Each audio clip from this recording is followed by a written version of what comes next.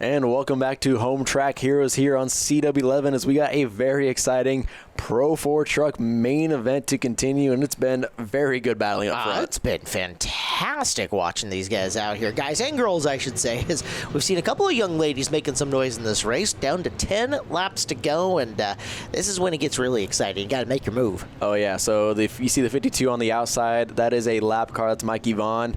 But lap cars just get mixed right in. So Pete Brady on the inside, your leader. The pair of greens, Father Aaron and son Shane up there in row number 2, your second and third place. And here we go, green flag. John Peterson likes what he sees. Strategy-wise, with a slower truck, a lapped truck in the outside groove, you think it's going to be a war for the bottom here until Vaughn can get shuffled into line. And just like that, it looks like it's going to be Brooklyn Bender trying to take advantage. If she can get that door closed on the inside here, she might be able to hang on to a podium position, although Shane Green really wrestling around hard on the outside, and he's got the spot.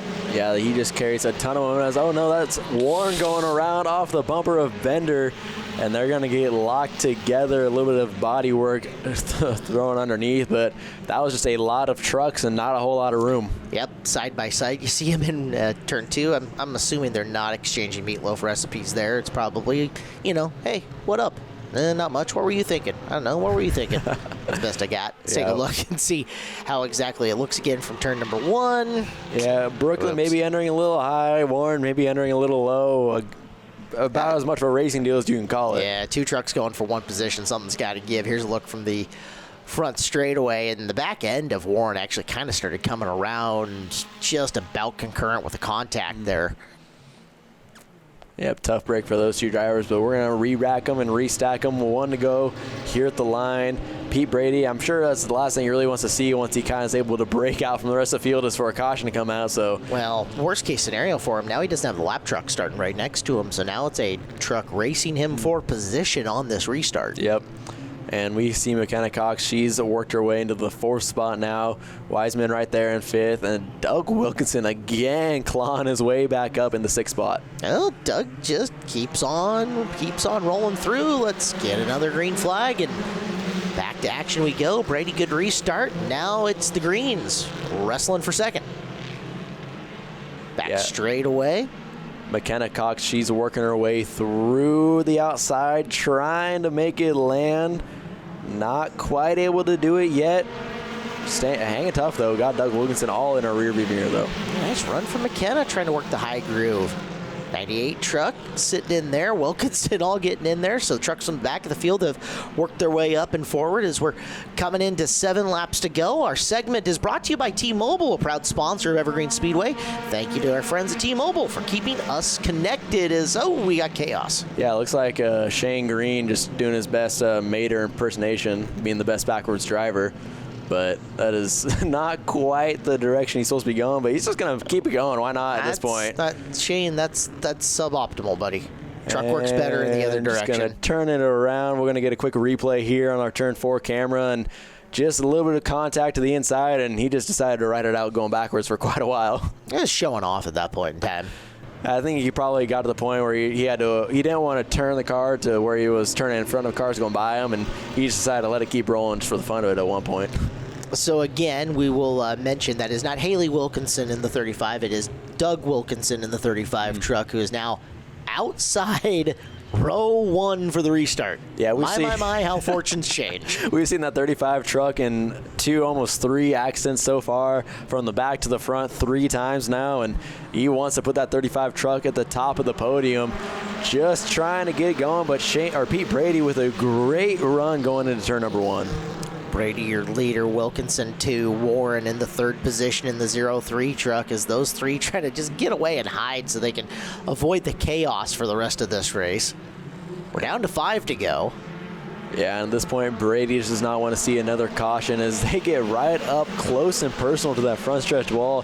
Both Wilkinson and Warren, as we got a little bit of carnage. That looks like it's Aaron Green and Mikey Vaughn making a little bit of contact, waving at each other as they go back by. But up front, Wilkinson almost to the inside right there. Oh, boy, the back end of that truck swimming around, looking for, whoa, hey, what, nope. That's a little bit of extra off-roading action there. I think that's Steve Hare in the 18 truck, and he sent that tire stack flying. I mean, that tire stack had been looking at him funny for 20 laps, but still, yeah, that was violent. A little aggressive there. We'll get a quick replay up from the turn number 4 camera. Just coming off the corner, carrying a little too much center momentum, and just sends those tires flying. We'll go back up to the turn number 1 camera and take one more replay at it. Yeah, watch the truck flying in, smash, and the tires go flying. That's some pretty solid contact. I'm surprised he's able to keep rolling. Yeah, he is still out there. Huh. All right. Well, truck takes a look and he keeps on ticking. Well, 3 laps to go. Another restart for Pete Brady. We'll see what he's able to do here in that Ford truck.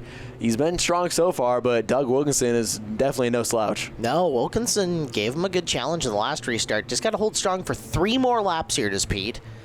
As they will roll off the corner into the start line, we're back underway. A little bit better jump here by the 35 of Doug Wilkinson, but Pete Brady with that preferred inside line, I just don't think it's going to be enough to get him off that. Nope. Well, I don't know. Wilkinson stayed further up on his outside through that set of corners than he did the first time. Almost to mid-door panel is... Yep. Another yellow flag.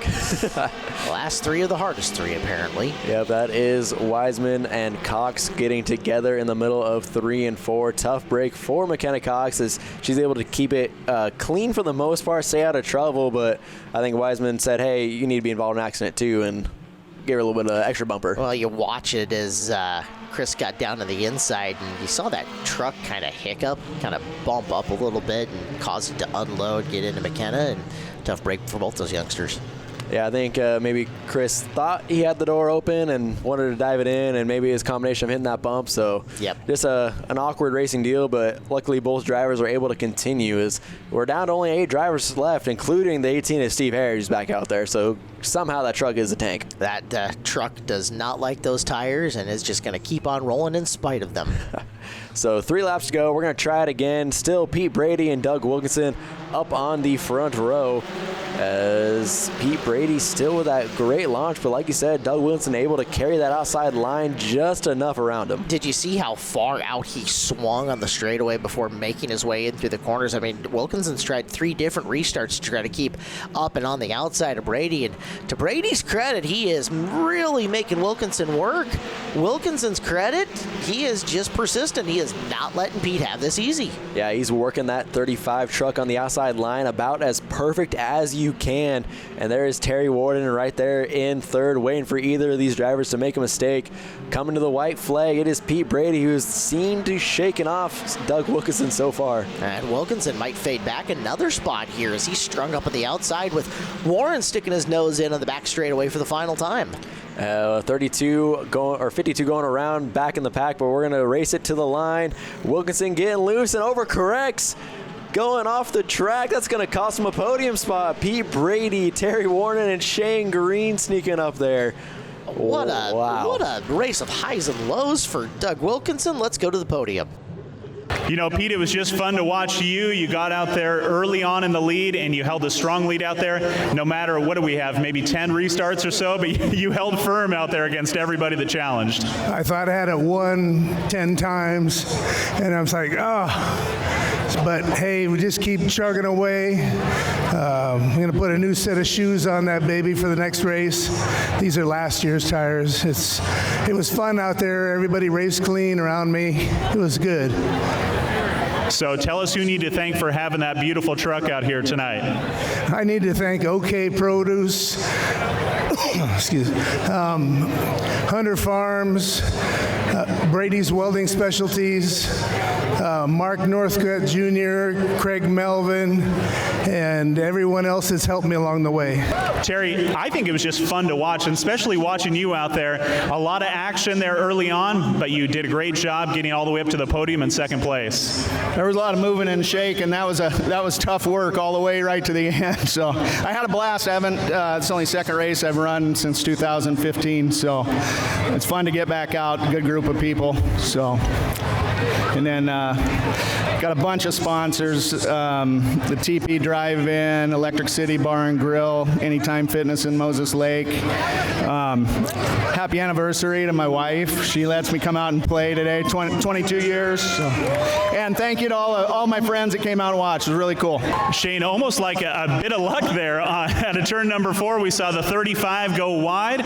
You were able to sneak in through, but you were in at least top 3 early on in this race as well with some issues. Same thing that Aaron struggled with in turn number 4, but great job.